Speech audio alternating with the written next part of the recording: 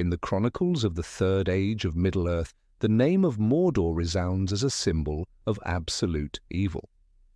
There, beyond the Black Gate, ruled Sauron himself, whose shadow lay across the entire world.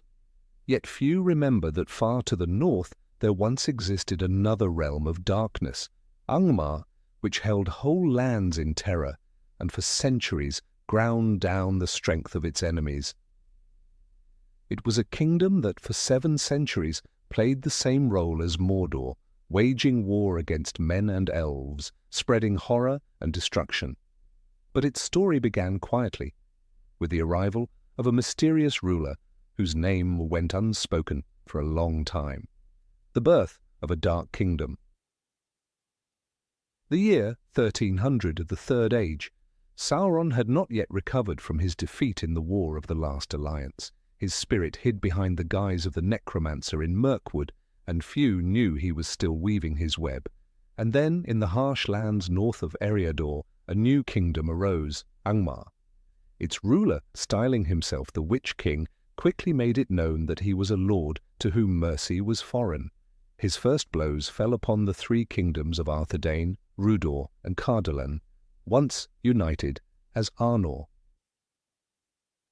Arnor had been an ancient and mighty realm founded by the faithful Númenóreans, the same people who had established Gondor. But internal strife had torn it apart, and this became the opportunity for a new enemy. Only later would the truth be revealed. The Witch King was the leader of the Nazgûl, the right hand of Sauron. It was on the Dark Lord's command that he came to these lands to destroy Arnor. 7 centuries of war and intrigue. The history of Angmar was short by the standards of Middle-earth, about 700 years, but it contained enough wars to fill a millennium. From the earliest years, the Witch King skillfully manipulated his neighbours. In Rudar, he placed the Hillmen, his allies, upon the throne. When Argaleb, king of Arthedain, tried to reunite Arnor, it was Rudar that blocked his way, and soon joined with Angmar in invading his lands. Wars flared again and again. Arthedain and Cardolan survived only through the aid of the Elves of Lindon, Lorien, and Rivendell. Yet Cardolan still fell. A period of uneasy peace followed, lasting 4 centuries, until King Araval defeated the armies of Angmar. But this was only a respite. 100 years later, the darkness rose once more. This time, the strike came as Gondor fought the hordes of Easterlings. Arthedain could not come to the aid of its allies. Its capital, Fornost, fell. The last king, Arvedui, perished in icy waters, cursed by the enemy's sorcery. Only when Gondor and the Elves gathered their strength and struck back did Angmar fall. But the Witch King had completed his mission. The northern Dúnedain were destroyed as a force. Sauron, pleased, summoned his loyal servant to Mordor. A power Mordor might have envied. Seen clearly, Angmar achieved what Mordor had failed to do for millennia. Mordor never managed to break Gondor, despite alliances with the Haradrim and Easterlings. Angmar almost single-handedly annihilated Arnor, despite facing multiple elven realms at once. This was a victory won not by sheer numbers, but by the ability to bend foes to its will and exploit their weaknesses. After the fall. When Angmar fell, its lands were cleansed of orcs and trolls by the Northmen of the Eotheod, a people who would later become the Rohirrim. But Angmar's legacy lived on for a long time in the memory of men. The remnants of the Dúnedain became the Rangers of the North. They patrolled the empty lands of Eriador, ensuring evil could not rise again.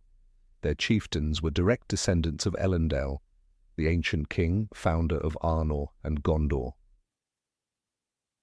Among them was Aragorn, destined to reunite the sundered kingdoms, restore Arnor and Gondor, and rule as King Elessar, the echo of a fallen kingdom.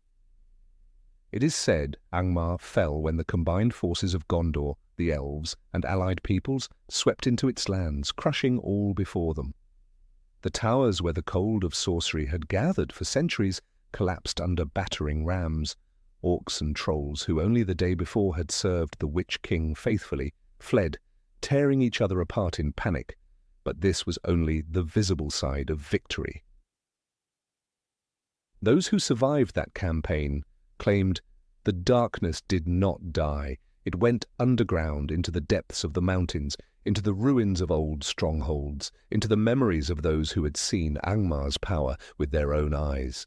The Eotheod, having come north, cleared the roads, slaughtered orc camps, and burned dark shrines, yet lights were still seen at night.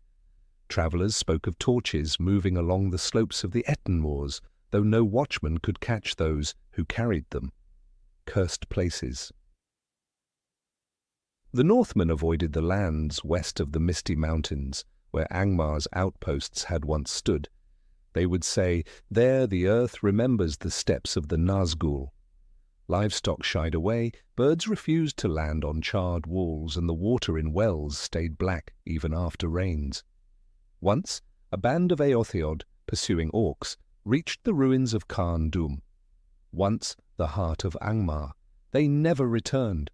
Later, when warriors dared search for their bodies, they found only weapons twisted as if by great heat, and helmets dented from within, as though the soldiers themselves had tried to rip them off in madness. Rangers and their oath. The Dunedain, now the Rangers of the North, knew that the remnants of Angmar's power were still dangerous. Their oath was simple: never let the evil rise again. At night they moved without fire. By day they hid in the woods, slowly combing abandoned trails.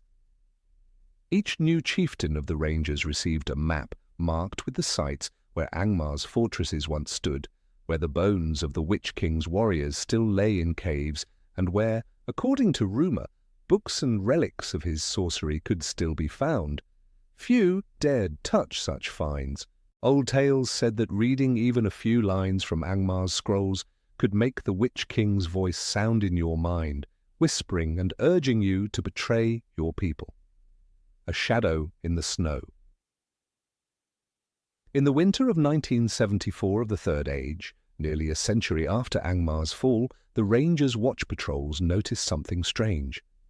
On the horizon, at the foot of the mountains, black figures appeared in the snowy haze, motionless as stone, yet each night they seemed closer.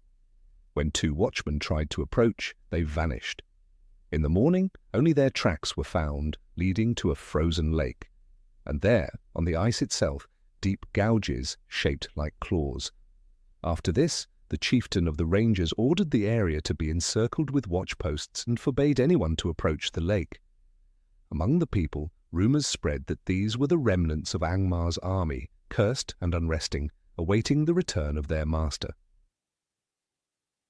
Even centuries later, when the memory of the Witch King seemed like legend, the elders of the northern villages would tell children, "Do not go into the mountains when the wind from Carn Dûm howls through the stones.